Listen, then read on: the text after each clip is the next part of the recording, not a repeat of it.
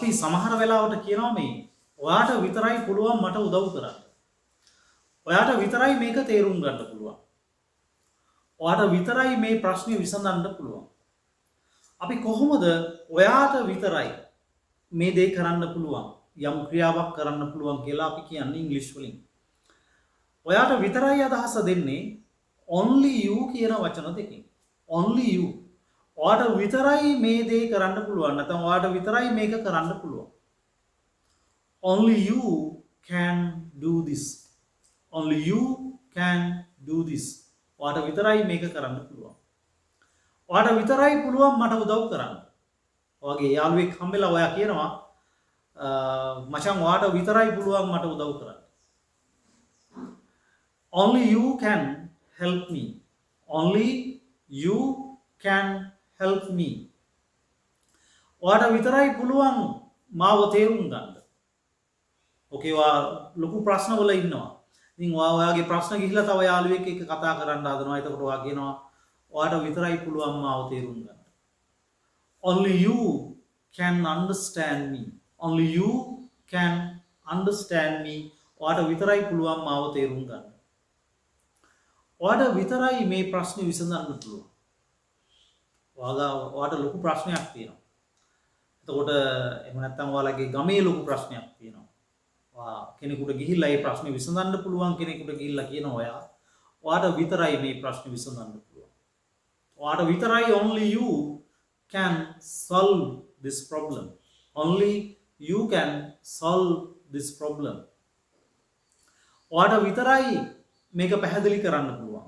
ඔයාට විතරයි මේ පැහැදිලි කිරීමේ හැකියාව තියෙන්නේ මේක.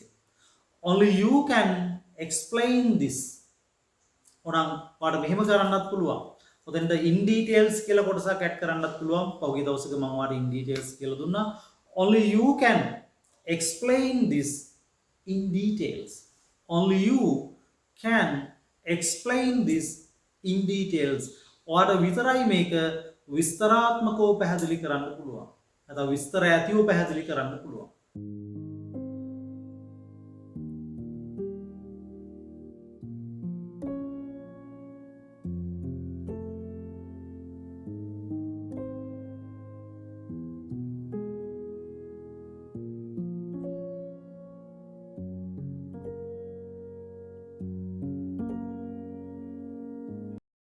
එතකොට only you ඔයාට විතරයිනේ. අපිට ගන්න පුළුවන් only we, only they. අපිට විතරයි මේක ඔප්පු කරන්න පුළුවන්. ඔප්පු කරනවට අපි කියනවා prove කරනවා කියලා. යම් දෙයක් සාක්ෂි සහිතව ඔප්පු කරනවට අපි කියනවා prove කරනවා කියලා. prove. අපිට විතරයි පුළුවන්. only we can prove this. only we can prove this. ඔය can කියන pattern එක අපි බොහෝ වෙලාවට හැමෝම වගේ දන්නවනේ. ඉතින් මේ pattern එකත් එක තමයි මේ කොටස යන්නේ. ඉතින් මෙතනදී මම පැහැදිලි කරන උදාහරණ අපිට තව patterns එක පාවිච්චි කරන්න පුළුවන්. අපි මේ විදිහට ගත්තොත් එහෙම අපිට විතරයි පුළුවන් මේ වැඩේ ඉවර කරන්න. අපිට විතරයි මේ හැකියාව තියෙන්නේ මේ වැඩේ ඉවර කරන්න කියලා යම් කිසි පිරිසක් ටීම් එකක් කියනවා. only we can finish. only we can finish this task. task කියන්නේ වැඩය, එහෙම නැත්නම් ක්‍රියාව, එහෙම නැත්නම් කාර්යය. only we can finish this task. අපිට විතරයි මේ වැඩේ ඉවර කරන්න පුළුවන්. right? then you can say තාත්තට විතරයි පුළුවන් මට උදව් කරන්න. දැන් කලින් කිව්වා ඔයාට විතරයි පුළුවන් මට උදව් කරන්න. තාත්තට විතරයි පුළුවන් මට උදව් කරන්න. only father can help me. only father can help me. එයාලට විතරයි පුළුවන් ආයෝජනය කරන්න. ආයෝජනය කරනකොට අපි කියනවා ඉන්වෙස්ට් කරනවා කියලා. okay? එයාලට විතරයි පුළුවන් ආයෝජනය කරන්න. only they can invest. only they can invest. okay?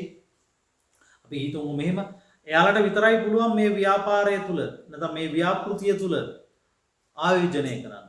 only they can invest in this project. only they can invest in this project. right? then you can say මේ කම්පැනි එකට විතරයි පුළුවන් මේ බිල්ඩින් එක ගොඩනගන්න. only this company can construct this building. only this company can construct this building. ඉතින් මේ only කියන එක හරි සරල තනි වචනයක් වුණාට ඒකෙන් ලොකු අදහස් ප්‍රමාණයක් අපිට කතා කරන්න පුළුවන්. right? ඔයාට විතරයි පුළුවන් ඒ building එක මිලදී ගන්න. because that's expensive. ගොඩක් ඒක මිල අධිකයි. only you can buy that building. only you can buy that building. ඔයාට විතරයි පුළුවන් ඒ building එක එහෙම නැත්නම් ඒ ගොඩනැගිල්ල මිලදී ගන්න. right? then understand. right? මේ ටික ඔයා පැහැදිලිව ඉතාමත් සරලව තේරුම් අරගෙන හොඳින් පුහුණු වීම කරන්න. You will be definitely able to speak this whenever you want. So let's meet with another useful video like this. Goodbye.